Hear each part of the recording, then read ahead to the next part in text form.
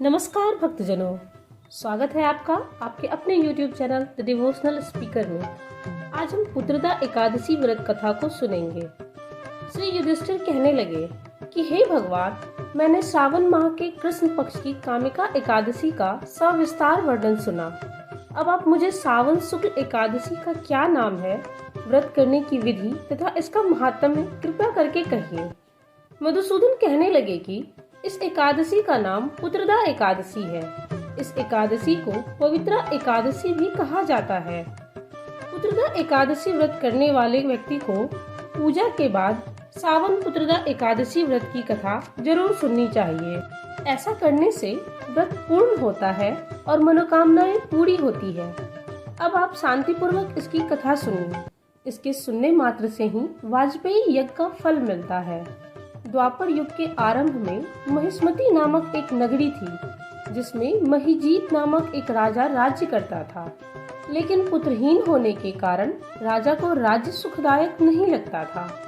उसका मानना था कि जिसके संतान न हो उसके लिए यह लोक और परलोक दोनों ही दुखदायक होते हैं।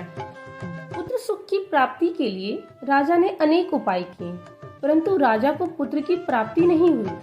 वृद्धावस्था आती देख राजा ने प्रजा के प्रतिनिधियों को बुलाया और कहा, हे प्रजाजनों, मेरे खजाने में अन्याय से उपार्जन किया हुआ धन नहीं है। न मैंने कभी देवताओं तथा ब्राह्मणों का धन छीना है, किसी दूसरे की धरोहर भी नहीं ली है। प्रजा को पुत्र की समान पालता रहा। मैं अपराधियों को पुत्र तथा बांधवों की तरह दंड देता रहा। कभी किसी से घृणा नहीं की, सबको समान माना है। सज्जनों की सदा पूजा करता हूँ। इस प्रकार धर्मयुक्त राज्य करते हुए भी मेरे पुत्र नहीं है, सो मैं अत्यंत दुख पा रहा हूँ। इसका क्या कारण है? राजा महिजीत की इस बात को विचारने के लिए मंत्री तथा राजा के प्रतिनिधि वन को गए। वहाँ बड़े बड़े ऋषि मुनियों के दर्शन किए। राजा की उत्तम कामना की पूर्ति के लिए किसी श्रेष्ठ तपस्वी मुनि को देखते फिरते रहे।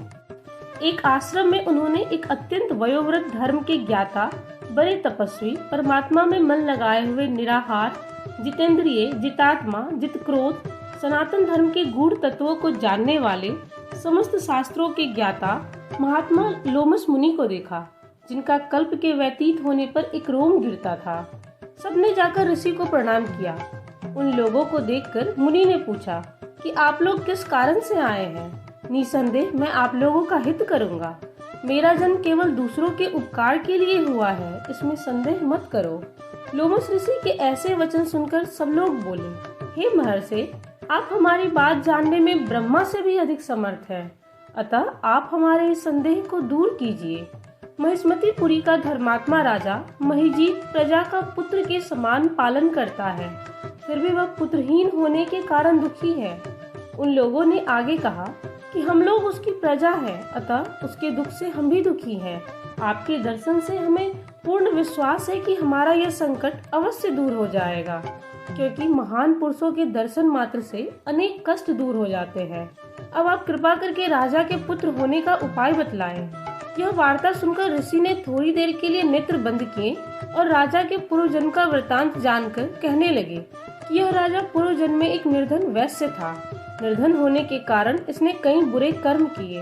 यह एक गांव से दूसरे गांव व्यापार करने जाया करता था। एक समय ज्येष्ठ मास के शुक्ल पक्ष की एकादशी के दिन मध्याह्न के समय वह, जबकि 2 दिन से भूखा प्यासा था, एक जलाशय पर जल पीने गया। उसी स्थान पर एक तत्काल की ब्याही हुई प्यासी गौ जल पी रही थी। राजा ने उस प्यासी गाय को जल पीते हुए हटा दिया और स्वयं जल पीने लगा। इसीलिए राजा को यह दुख सहना पड़ा। एकादशी के दिन भूखा रहने के कारण वह राजा हुआ और प्यासी गौ को जल पीते हुए से हटाने के कारण उसे पुत्र वियोग का दुख सहना पड़ रहा है। ऐसा सुनकर सब लोग कहने लगे कि हे ऋषि, शास्त्रों में पापों का प्रायश्चित भी लिखा है, अतः जिस प्रकार राजा का यह पाप नष्ट हो जाए, आप ऐसा उपाय बताइए। लोमस मुनि कहने लगे कि सावन शुक्ल पक्ष की एकादशी को, जिसे पुत्रदा एकादशी भी कहते हैं, तुम सब लोग व्रत करो और रात्रि को जागरण करो, तो इससे राजा का यह पूर्व जन्म का पाप अवश्य नष्ट हो जाएगा। साथ ही राजा को पुत्र की अवश्य प्राप्ति होगी। लोमस ऋषि के ऐसे वचन सुनकर मंत्रियों सहित सारी प्रजा नगर को वापस लौट आई और जब सावन शुक्ल एकादशी आई तो ऋषि की आज्ञा अनुसार सबने पुत्रदा एकादशी का व्रत और जागरण किया। इसके पश्चात एकादशी के दिन इसके पुण्य का फल राजा को दिया गया।